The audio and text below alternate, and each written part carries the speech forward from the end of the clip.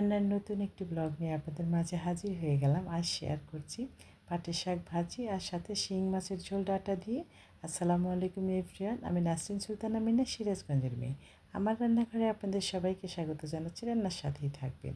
এই জন্য রান্নার জন্য আমি শিং মাছ নিয়ে নিয়েছি বেশ কয়েক পিস, একটু বড় সাইজ মাছগুলো ছিল এবং মাছগুলো কিন্তু বিলের মাছ, এই জন্য অনেক বেশি মজা হবে। আর এই শিং মাছটা কিন্তু খুবই স্বাস্থ্যের জন্য ভালো, সবারই খাওয়া উচিত। এই মাছটা খুবই ভালো।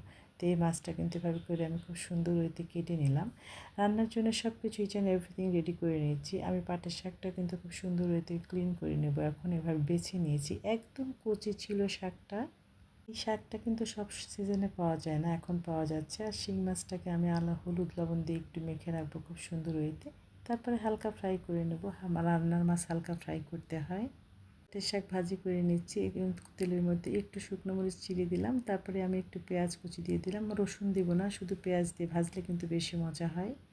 উল্টে পাল্টে এভাবে করে ভেজে নিচ্ছি। তবে এই শাকটা কিন্তু নাড়তে হয় কম। অন্যদিকে কিন্তু আমি এই যে শিং মাছটা একটু তেলের মধ্যে গড়িয়ে নিচ্ছি, এটাকে ভাজা বলে না।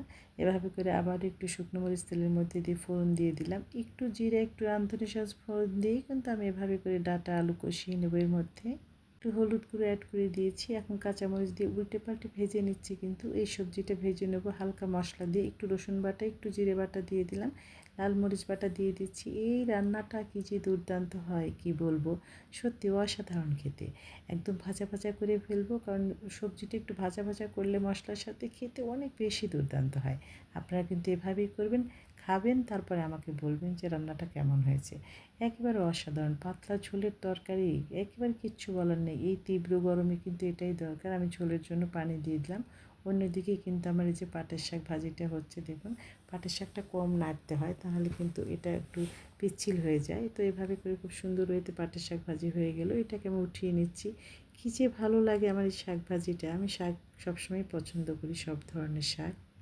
ঝোলের পানি কিন্তু শুকিয়ে যাচ্ছে, যখন এরকম একটু কমে আসবে তখন মাছটা দিয়ে এভাবে করে প্লেটটা ধুয়ে দিয়ে দিলাম।